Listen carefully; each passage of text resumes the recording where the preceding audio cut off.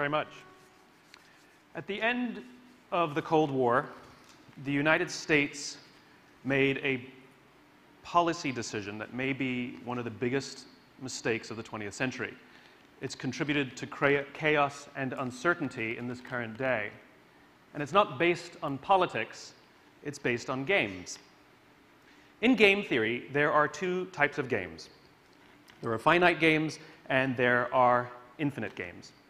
A finite game is defined as known players, fixed rules, and agreed upon objective. Baseball, right? An infinite game is defined as known and unknown players. The rules are changeable, and the objective is to perpetuate the game. When you pit a finite player versus a finite player, the system is stable. Baseball is stable. So is conventional war, for that matter.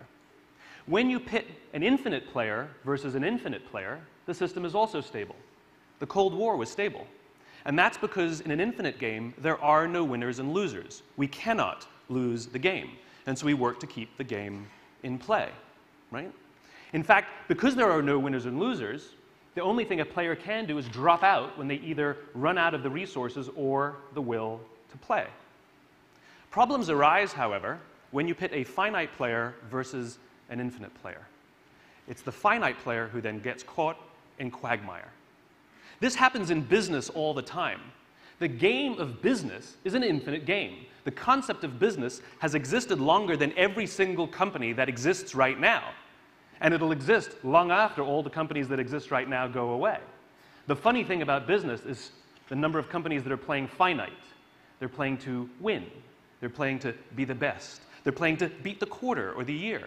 And they're always frustrated by that company that has an amazing vision, a long-term vision that seems to drive them crazy. And over the long term, that player will always win, and the other player will run out of resources or the will, and they'll either go out of business or be bought or sold or merged or acquired or whatever it is. This is also what happened to the United States in Vietnam. The United States was fighting to win. The Viet Cong were fighting for their lives. They would fight forever if necessary. This is also what happened when the Soviet Union was in Afghanistan. The Soviets were fighting to beat the Mujahideen, and the Mujahideen were fighting to survive, fighting for their very, very lives. Now, when it comes to policy, you have to know what game you're playing so you can play the right rules. And this became completely clear to me when the Soviets actually drove their tanks into Afghanistan, and Brzezinski, the National Security Advisor for President Carter, was called into the president's office, and the president asked him, "What is the policy of the United States?" And Brzezinski said, "The policy of the United States is to eject the Soviet." It's a finite goal. And then almost as an offhanded comment, he says, "And if we can't do that, we'll make it as expensive as possible for them to stay." In other words, the United States accidentally had an infinite strategy, which is not fixed in time, and we don't know exactly what it looks like. What we're trying to do is drain the enemy of will and the resources to continue to play. And 10 years later, the Soviets drove their tanks out of Afghanistan, running out of resources and the will. Now, if you think about what happened when the Berlin Wall came down, we were in an infinite game, Soviets and the United States, and the Berlin Wall came down, and the United States made, again, one of the greatest, perhaps one of the greatest blunders, policy blunders of the 20th century. They announced that they had won the game. They had won the Cold War. No, they didn't. The player dropped out because they ran out of the will or the resources to play. And the problem is because they thought they had won the war, they started acting like victors. And the United States imposed their will on the world for about 11 years. And as it turns out, the world didn't like that too much.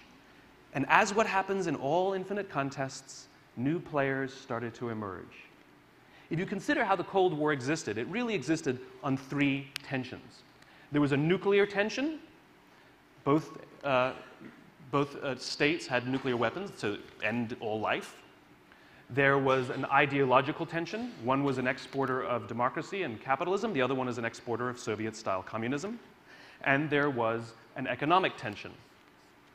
That's what kept the Cold War alive and well. Not coincidentally, life, liberty, and the pursuit of happiness. The only three things for which we will bear any burden and pay any price, and fight forever to defend. Now, the nuclear tension has been replaced by Pakistan and China. Oh, no, China was already there. Pakistan and North Korea, maybe Iran. The ideological tension, Soviet-style communism, has been replaced by Islamic extremism. And the economic tension, the Soviet Union, has been replaced by China. We don't fear nuclear war with China. But the point is all three tensions are alive and well.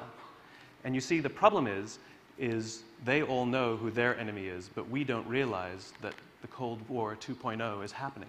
And we are still trying to decide which one is more important. We're trying to win and beat all of these things and not realize that the game is infinite, not finite. And the United States policies these days have become shorter and shorter term, which creates turmoil and chaos in strategy and how we present ourselves to the world.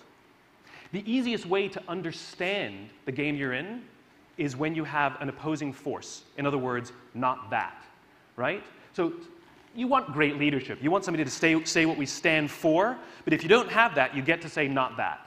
So it was really easy. The intelligence services, for example, during the Cold War, they fought like cats and dogs like they fight now, but they could all agree on one thing, not that. And they worked really, really well to combine their forces to face the Soviet Union. We don't have a singular not that anymore, and so we're all over the place. But all of our enemies all have a singular not that, and it's us. Ideally, we want to run all of our decisions through our values. These are what make us enduring. Our values are enduring, and this is what is the foundation of an infinite contest. So you consider up here is where our values lie, what I call the why, our values, right? These things are infinite. They're enduring, right? Down here, you have what I call the what. These are our interests, and they are finite. And ideally, what you want to do is you run all decisions through our values and then through our interests. Let me show you what that looks like. Sometimes they go in our favor and sometimes they don't. So for example, when we go onto a battlefield and we shoot a bad guy, we will take his injured body, we will bring him into our hospitals, and we will risk American lives to bring him into the hospitals, use American doctors, American beds, American medicines to nurse him back to health. That's not in our interests.